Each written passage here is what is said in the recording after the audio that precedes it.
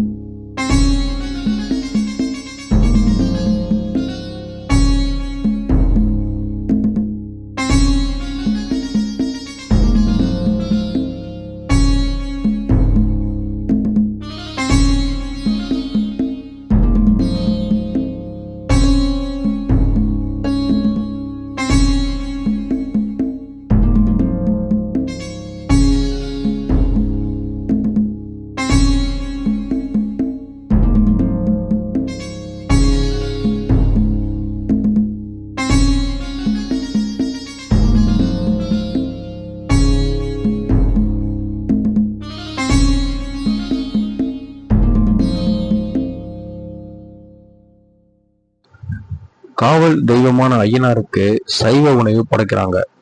குறிப்பா சர்க்கரை பொங்கல் படைக்கப்படுது. ஐயனார் கோயில்ல சந்தனம், குங்குமம், திருநீர் பிரசாதமா வழங்குறாங்க.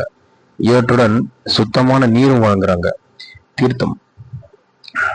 ஊரை காக்கும் தெய்வம் என்பதால பெரும்பாலும் ஐயனார் கோயில்கள் ஊரின் எல்லையிலேயே இருக்கும். குறிப்பா கண்மாய்க்கரை நீர்நிலைகள் அருகே இருக்கும்.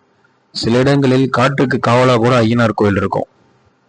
கோயிலோட நுழைவாயில பொதுவா விநாயகரும், இடப்பக்கம் விநாயகரும், வலப்பக்கம் முருகருடைய சிலையும் இருக்கும். நம்முடைய அந்த சாலையூர் அருள்மிகு ஐயனாரப்பன் கோயில்ல பாத்தீங்கன்னா பேய் பிசாசுகளை விரட்டுறாங்க. இப்படின்னா இந்த மாதிரி பேய் பிடித்தவங்க இங்க தங்கி இருந்து கோயில் பணிகள் செய்யறாங்க. சில நாட்கள் இங்க தங்கி இருக்காங்க. அதன் பிறகு அவரோட பிடிச்சிருக்கக்கூடிய அந்த காத்து கருப்புன்னு சொல்லுவாங்க இல்லைங்களா, அது அவங்கள விட்டு விலகிறதா ஒரு ஐதீகம். இதுக்காக சுற்று வட்டார கிராமங்கள்ல இருந்து மக்கள் நம்ம சாலியூர் ஐயனாரப்பன் கோயிலுக்கு வந்துட்டு இருக்காங்க. நம்முடைய வேண்டுதல் எதுவாக இருந்தாலும் ஐயனாரப்பர் நடத்தி தராரு அப்படிங்கிறதுனால பல்வேறு கிராமங்கள்ல இருந்தும் மக்கள் வந்து ஐயனாரை வந்து வணங்கிட்டு போறாங்க. குறிப்பா வந்து விசேஷ நாட்கள் அப்படின்னு பாத்தீங்கன்னா ஞாயிற்றுக்கிழமைகளை வந்து இங்க வந்து குறி சொல்றாங்க. ஐயனாரப்பன் வந்து நம்மளுடைய அவர் கவலைகளும் நம்முடைய தேவைகளையும் அவருக்காகவும் எடுத்து சொல்லும்போது இந்த குறி சொல்றாங்க. என்ன பண்ணணும், என்ன பரிகாரம் பண்ணா நம்முடைய பிரச்சனைகள் தீரும் அப்படிங்கறத வந்து இங்க எடுத்து சொல்றாங்க. இதை கேட்கறதுக்காகவும் வந்து பல்வேறு கிராமங்கள்ல இருந்து மக்கள் வந்து சாலியூர் ஐயனாரப்பன் கோயிலுக்கு வராங்க. பல்வேறு சிறப்புகள் இந்த கோயிலுக்கு இருக்கு. இதை பத்தி நீங்க முழுமையா நேர்ல போய் பாத்தீங்கன்னா இன்னும் அதிகமான தகவல்கள் உங்களுக்கு கிடைக்க வாய்ப்பு இருக்கு. இதை பத்தி இன்னொரு வீடியோல முன்னாடி கண்டிப்பா நான் போடுவேன். இப்போதைக்கு வந்து உங்களுக்கு நிச்சயமா நீங்க இந்த கோயிலுக்கு போய் பார்க்கணும். இதுக்கான வழித்தடங்கள் வந்து நான் டிஸ்கிரிப்ஷன்ல போடுறேன். நன்றி.